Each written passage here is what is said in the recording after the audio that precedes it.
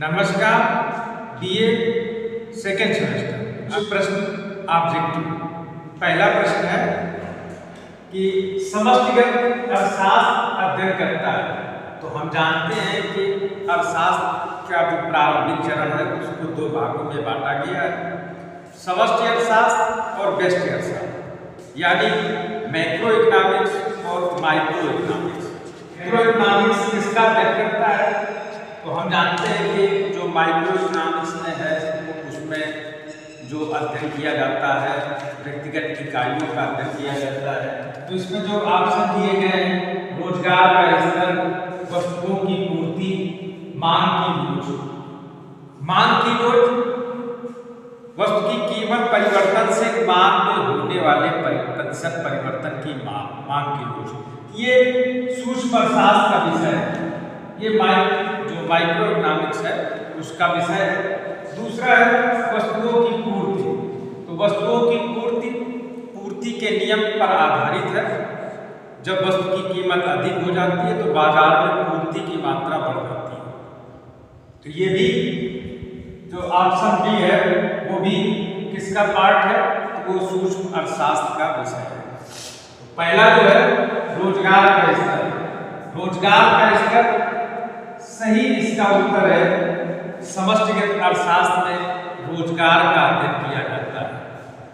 पूरी अर्थव्यवस्था में रोजगार का स्तर, इसका अध्ययन समष्टिगत अर्थशास्त्र या मैक्रो इकोनॉमिक्स में किया जाता है।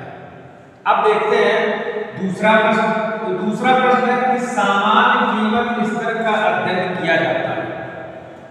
सामान्य कीमत स्तर, हम जानते हैं कि कीमतें दो प्रकार की होती हैं, बाजार कीमत और सामान्य कीमत।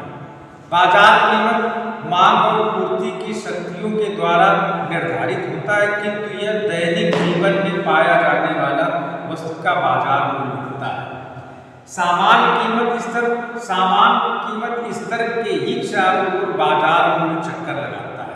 सामान्य कीमत स्तर दीर्घकालीन अवधि का वस्तु की कीमत को प्रदर्शित करता है। तो सामान्य कीमत स्तर सूक्ष्म अर्थशास्त्र का विषय नहीं है, तो इसका सही उत्तर है समष्टि अर्थशास्त्र। सूक्ष्म अर्थशास्त्र का विषय बाजार मूल्य होता है, बाजार कीमत होती है। सामान्य कीमत स्तर समष्टि अर्थशास्त्र का विषय है। मैक्रो इकोनॉमिक्स का पार्ट क्या है? General equilibrium price.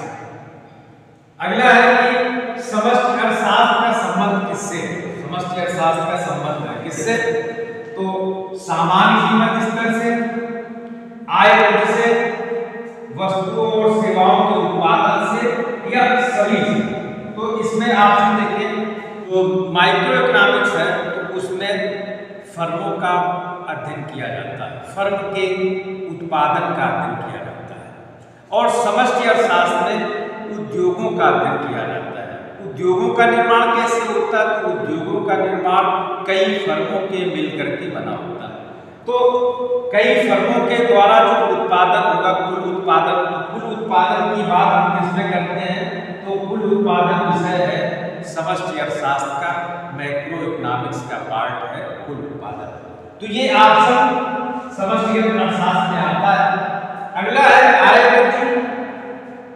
संपूर्ण अर्थव्यवस्था में जीडीपी को बढ़ाने का जो प्रयास किया जाता है वो आय वृद्धि है। तो इस प्रकार से संपूर्ण अर्थव्यवस्था की बात हो रही है तो आय वृद्धि भी मैक्रो इकोनॉमिक्स या समष्टि अर्थशास्त्र का एक अभिन्न अंग है। अगला है सामान्य कीमत स्तर। सामान्य कीमत स्तर पूरी अर्थव्यवस्था में दीर्घकालीन वस्तु की कीमत सामान्य कीमत स्तर। और बाजार कीमत स्तर ये सूक्ष्म अर्थशास्त्र का विषय है। बाजार कीमत सामान्य कीमत के चारों ओर चक्कर लगाता है। तो सामान्य कीमत स्तर मैक्रो इकोनॉमिक्स का पार्ट है। तो इस प्रकार से ए भी सही है, बी भी सही है, सी भी सही है। तो इसका सही उत्तर है डी। सभी जो विकल्प दिए गए हैं वो किसका पार्ट है? तो समष्टि अर्थशास्त्र से संबंधित है। अगला प्रश्न है कि एक उद्योग का का विश्लेषण होता है। हम जानते हैं कि व्यक्तिगत इकाइयों का, व्यक्तिगत फर्मों का अध्ययन सूक्ष्म अर्थशास्त्र में किया जाता है और संपूर्ण उद्योग उसका अध्ययन समष्टि अर्थशास्त्र में किया जाता है। तो एक उद्योग का अध्ययन किसमें किया जाएगा? तो सूक्ष्म अर्थशास्त्र में नहीं किया जाएगा, समष्टि अर्थशास्त्र में किया जाएगा। तो चौथे प्रश्न का सही उत्तर है बी।